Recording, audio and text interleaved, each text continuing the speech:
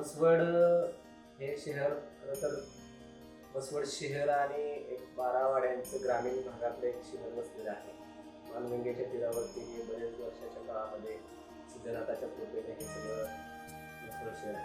खरं तर मसवड शहराच्या बरोबरच्या 12 वाड्या खेडे पाडे सगळे जे आहेत त्याच्यावरती मसवडच्या या बाजारपेठेचं केंद्रबिंदू असतो किंवा एक इथले बाजारपेठ त्याच्यावर चालतात. तिथं राहणीमानाचा लोकांचा केंद्र असतो.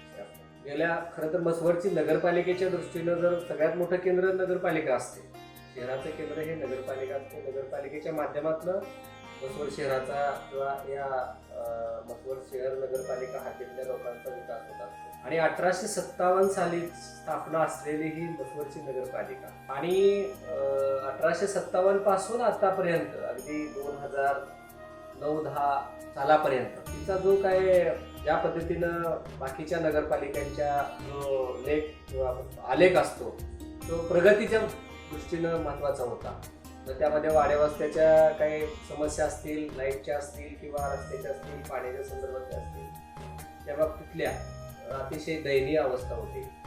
आणि त्याच्या पाठीमागे बरीच हिस्ट्री फार मोठी आहे. ती खरं तर त्या सत्ता केंद्रित लोकांनी राजाची लोक असतील किंवा भविष्यात दुसरी जी काही लोकप्रतिनिधी त्या ठिकाणी नसतील त्या लोकांनी तेवढ्या ताकदीनं मसवड शहराचा विकास केला नाही आणि त्यामुळं कदाचित बाकीच्या शहरांच्या कम्पॅरेटिव्हली फार पाठीमागे राहील. आणि अशाच परिस्थितीत 2009च्या आसपास आत्ता जे विद्यमान आमदार आहेत, आमदार जयकुमार गोरेभाऊ यांची या तालुक्यात एंट्री झाली. खरं तर काही योगायोग असतात. अशातच 2009च्या आसपास मध्ये आमदार आताचे जे विद्यमान आमदार जयकुमार गोरेभाऊ यांची या तालुक्यामध्ये एंट्री झाली. खरं तर एक सुरुवातीला एक साधा माणूस, पैलवान माणूस तो या तालुक्यामध्ये आला. त्याची एक एनर्जी घेऊन आला. पण त्याला काय वाटलं, आम्हाला या सामान्य माणसाला काही माहित नव्हतं हा माणूस या तालुक्यात कशासाठी आलेला आहे. परंतु त्याच्याकडे एक व्हिजन होती. व्हिजन अशा पद्धतीची होती की या मान तालुक्यातला दुष्काळ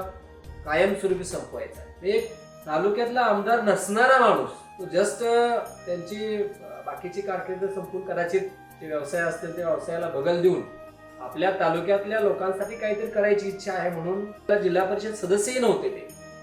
अशा माणसाच्या मनामध्ये एक एनर्जी निर्माण झाली, एक ताकद निर्माण झाली की माणसामध्ये एक आपण विश्वास देऊ शकतो की आपण या तालुक्यात काहीतरी करून दाखवायचं आहे.